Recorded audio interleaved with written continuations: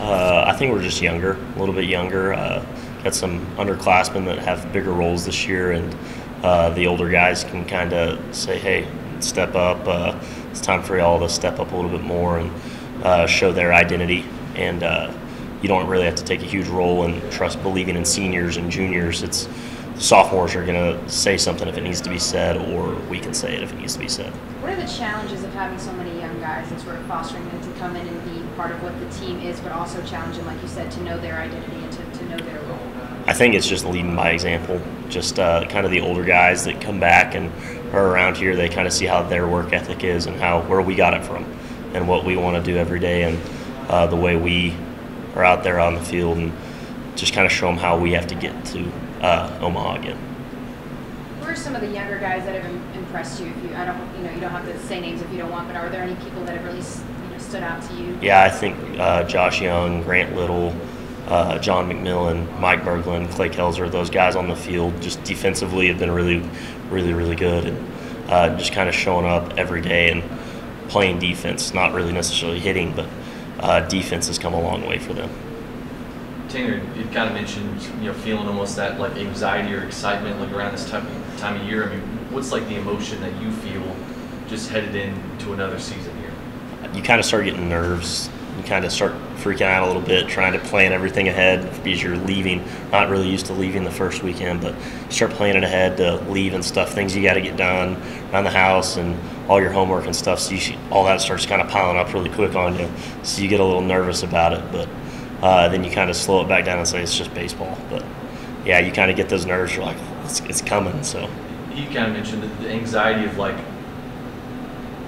seeing whether or not you perform the way that you know that the team can, through what you've seen with the offseason. I mean, do you kind of agree with that? Do you feel like just everything you've seen from different guys that you didn't expect out of them or that they had, and then it's really starting to come along, and you really want them to have that and just be there the first day, and you want to have that every single day, and you just kind of get that anxiety of, well, I hope it's there, but you really just trust that they'll be able to figure it out.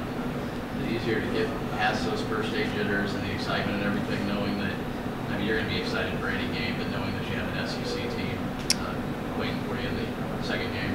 I wouldn't say that. I haven't really thought about that much. You just kind of show up. What time we get to the ballpark? What do we need to do? Let's just go play. Like, I don't really worry about who we're playing. You have to show up the same way every time you play somebody. It's not a game where you can just say, hey, like SEC team's next. We still got to go compete against Western Illinois, or they'll put it to us. How do you think the infield's coming together so far, and specifically Hargrove's been playing at first, it seems like, right? Yeah, and he was there last year for a long time before he got moved over to third, and we've always been able. Last fall he played it before, so he's been there for almost 2 years, and he really knows what he's doing. He can move around like Goot.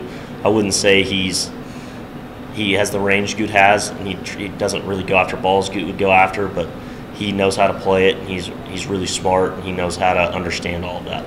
How much confidence does it give you just to have some continuity right up the middle with you in Orlando? It's awesome because you just kind of guys have been around the field. Hargrove's been on the field. You just have trust that, hey, if I move a little bit, he's going to move too. You don't really have to say much. You can just kind of look at them and they'll have an idea. Hey, let's do this, let's do that. You can talk. It's easier to talk to somebody. You can just make eye contact and have something going.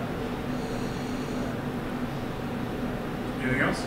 Got to be nice up the middle to have the shortstop, Matt Garcia, as well. You guys have built a nice little chemistry there, haven't you? Yes, and coming in together as freshmen and just always being around each other and stuff, you really get to know him pretty well, and then just being able to trust him and what he does is awesome, and being able to just say, hey, I'll be there if you need me, and being able to turn double plays like that's pretty easy. Just coming off last year having won the first College World Series game for you guys, 2 out of the last 3 years, how do you almost I don't know if you want to say temper expectations with the team, but obviously that's the end goal every year. How do you just approach going into that season, maybe not pressing, and obviously that's where you want to end up at the end of the day and take the whole thing home? And I think you just have to kind of look at it as it's first weekend. You don't get to Omaha by winning the first 4 games. You do it by winning the first one. So you start winning each game. If you look at it that way, at the end of the year, you can look back on it and not worry about it. But you don't go look ahead and say, when do we play TCU? When do we play Oklahoma State? It's when do we play Western Illinois? When do we play Mississippi State? Those are the only ones that matter right now. So it doesn't matter if you don't win those. You got to start winning the ones that are right in front of you. So how much did some of that veteran leadership help you guys with that throughout the last couple of years, just taking it literally that one game at a time, because you guys seem to embrace that so well throughout last season? I think it was just it was really easy for those guys to see it. After my freshman year, we had a down year, but a lot of those guys had been on that team, and they knew what we had in us. So it kind of rubs off on you, knowing that that's what you need to do every single day. When you go out there, you have to say, hey, this is the only thing that matters. It doesn't matter who we have on Tuesday or next Saturday. What matters is what we have today. I think there's some anxiety. I don't know. Definitely excitement, like you said, but some, I don't know, just wanting to get out and play someone different, because we've been battling each other, the pitchers and hitters all fall and up to this point in the spring. So I don't know. I'd say mainly there's really not much anything more than the excitement. That's at the all-time high right now. So probably just excitement and maybe a little bit of anxiety. Anxiety of like an unknown, or anxiety of like, can we perform how we feel like we can? It's probably one of those things, as if like I don't know an example, but just going out and performing like we should, and doing the things that need to be done, with a bunch of new guys in the locker room, and on the field, and just performing like we know how and how we should. So it's just it comes down to that, and just having some new guys in the locker room and whatnot, and them performing up to their potential. So you guys have obviously set a high expectation. 2 out of the last 3 years going to the College World Series. Where do you feel like this team is right now and beginning that journey where you'd ultimately like to end up? Well, I mean, it's definitely hard to compare to the past, those teams that have gone back, but I think that we're ready to write our own script, and the guys in the locker room are ready to blossom into whatever we have in store. So I think everyone's just ready to get out there and get to Starkville and start our new journey. So just being in the outfield, I'm sure, was a much different feeling last year, where you have a lot of new guys on the mound. Maybe it was unexpected what you're going to see out there. Mm-hmm. When you have the guys that you have returning on the mound, how much more confidence does that give you guys just defensively as a whole, whether it's infield or outfield? Yeah, no, it's definitely exciting, knowing that Gingrey and Davis and Shedder and guys like that are back, and Davis getting a lot of ground balls in the infield and whatnot, and Steven, it's just exciting to see, and what they could possibly do their sophomore year, because they did so well their freshman year, and you never know what to expect. But I think we're all excited, and it definitely adds a different comfort feel out there, when you got those guys that have been there, done that, and you know that they're going to be relaxed and ready to throw. When you lose some key guys like you did, even though I know you're bringing a ton back as well, but guys like who, does it take some time as a team to build chemistry? Does it take actually playing games during the season to build that?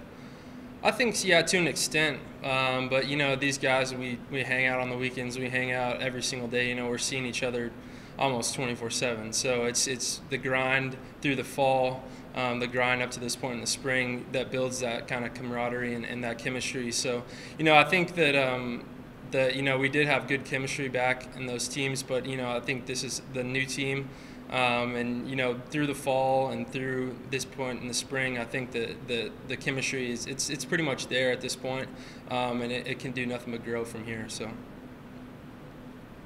Has there been times like at the plate this offseason where some of those freshmen last year that are sophomores this year, like Davis and Gingrey, throwing you a pitch, like, ooh, that's a little bit different? No, not really, because I saw them last fall too. Yeah. So, but they've looked good. I faced Davis Martin a few times this short spring, and Gingrey a few times, and their stuff looks really good, as it did in the fall and in the past spring. So. With Shedder and Lanning, even Lanning, I mean, he was someone who really seemed to break out in that super regional. Mm-hmm. Obviously, when he got that start on that Sunday game against East Carolina, how have they kind of taken a step forward now that they were kind of shoved in the spotlight in the weekend mix, I guess. Yeah, no, I think that they're embracing it. I know Shetter and Erickson are excited, and I wouldn't necessarily say being thrown into it, but getting placed and getting that opportunity to throw in some big games and just thrive from there and see what happens. Your thoughts on how the outfield's going and maybe in particular Little's transition out there? Yeah, no, I think it's good. You kind of threw Grant out there probably about a month ago and just to see how he would do. He's looked good up to this point. I don't really have any doubts that he can play the position. Cam Warren's a guy that can go and get it. Connor Beck, of course, coming from Midland and TCU, he's a pretty stout player. I think, and of course, like Coach Tallock said, you can even throw Hargrove out there at some point and put Cam at first if you need to, or Reams at first. So I think that the coaches have a lot of opportunities to find someone that is an easy fit, and of course, if you're going to hit, then you're going to be in the lineup. So. At third, has the freshman been playing? Josh Jones? Yeah, we've had Josh Young and Trevor Paradowski over there at times, and they both have a way with their glove. They're really good defenders, and Josh and Trevor's starting to see the ball pretty well right now. Josh is, man, that kid, he can hit, and it's going to take a little while for people to realize it, I think, but the kid's really good. But yeah, he's been over there since I guess the beginning of fall, and Trevor's been alongside with him the whole time, and I guess we'll see what happens. You think you guys could be surprising some people at the plate? Just when you lose guys like Nesloni and Goode, Steven Smith, it's just almost expected, or you just would think that maybe you guys would fall off at the plate. Do you think you might surprise some people that y'all are plugging in there? Yeah, I don't think that anybody's going to take us lightly in that instance. At the plate, we lose some big hitters, but you got guys stepping up, and that's what happens in college baseball. So guys are kind of used to that transition, and of course coaches are used to that and seeing that.